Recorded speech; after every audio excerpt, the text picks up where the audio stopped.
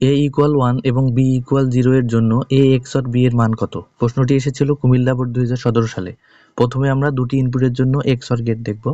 এটি হচ্ছে দুটি ইনপুটের জন্য XOR গেট, যেখানে ইনপুট দুটি হচ্ছে এ এবং বি এবং আউটপুট হচ্ছে এ XOR বি। দুটি ইনপুটের জন্য XOR গেটের শর্ত হচ্ছে ইনপুট দ্বয় যদি সমান হয় তাহলে আউটপুট হবে 0, কিন্তু ইনপুট দ্বয় যদি অসমান হয় তাহলে আউটপুট হবে 1। দেখো এখানে ইনপুট রয়েছে দুটি এ এবং বি এবং আউটপুট হচ্ছে এ XOR বি। তাহলে এ এর মান 0 এবং বি এর মান 0, অর্থাৎ এ বি সমান হলে আউটপুট হবে 0। এবার দেখো এ এর মান 0 কিন্তু বি এর মান 1, তাহলে ইনপুট দ্বয় অসমান, তাহলে আউটপুট হবে কত? 1। 3 নম্বরে দেখো দেওয়া আছে এ এর মান 1 এবং বি এর মান 0, অর্থাৎ ইনপুট দ্বয় অসমান, তাহলে আউটপুট কত হবে? 1। এবং সবশেষে দেখো এ এর মান 1 বি এর মান 1, অর্থাৎ দুটি মান যদি সমান হয় তখন আউটপুট কত হবে? 0 হবে। অর্থাৎ এই প্রশ্নটির অ্যান্সার হলো 1। খ নাম্বার হবে সঠিক অ্যান্সার।